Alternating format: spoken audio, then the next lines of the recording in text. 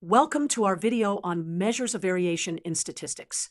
Variation is the single most important topic in statistics, as it tells us how spread out our data are.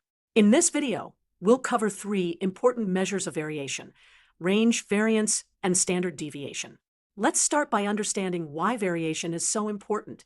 Throughout this video, we'll use a simple example dataset to illustrate each measure. Our dataset consists of 5 values: 5, 7, 3, 9, and 11. Let's visualize this data on a number line to get a better understanding of its distribution. Let's begin with the simplest measure of spread, the range. The range is calculated as the difference between the maximum value and the minimum value in our dataset. In our example, the maximum value is 11 and the minimum value is 3. So the range equals 11 minus 3, which is 8.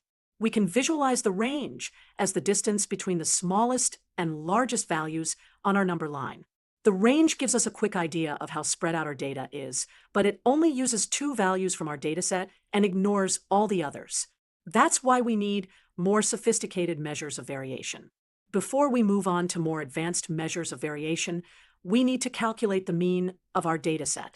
The mean is the sum of all values divided by the number of values. For our dataset, 5, 7, 3, 9, 11, we add all values, 5 plus 7 plus 3 plus 9 plus 11, which equals 35. Then we divide by the number of values, which is 5. So the mean equals 35 divided by 5, which is 7. Let's mark the mean on our number line. The mean gives us a measure of central tendency, and the next measures of variation will tell us how far the data points are from this mean. Now let's move on to our second measure of variation, the variance. The variance measures the average squared distance of each data point from the mean. There are 2 types of variance: population variance and sample variance. Population variance is used when your data includes every member of the entire population you're studying. It uses a denominator of n, the population size.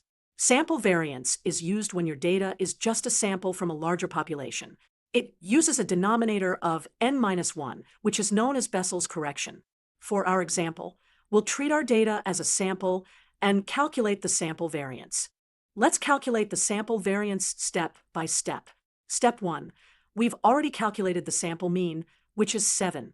Step 2. Now we need to find the squared deviation of each data point from the mean. For 5, the deviation is 5 minus 7, which is -2. And -2 squared is 4. For 7, the deviation is 7 minus 7, which is 0. And 0 squared is 0. For 3, the deviation is 3 minus 7, which is -4. And -4 squared is 16.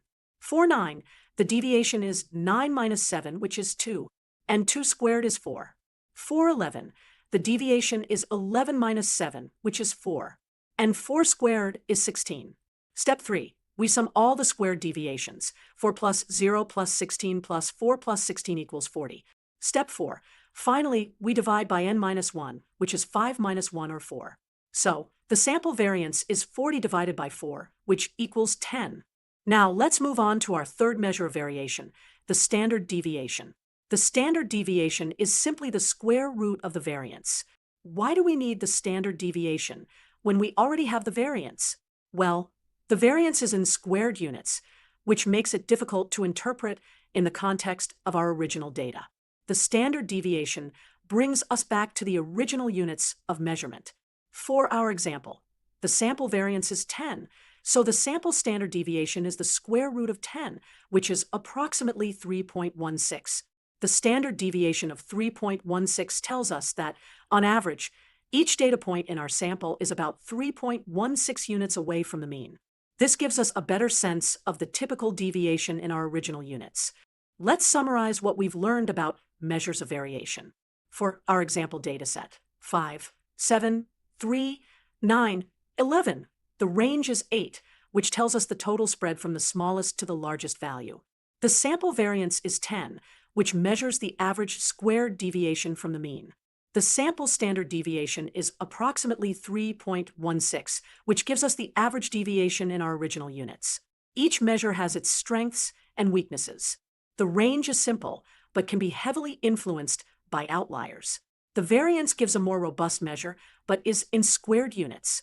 The standard deviation brings us back to our original units, making it the most commonly used measure of variation in statistics.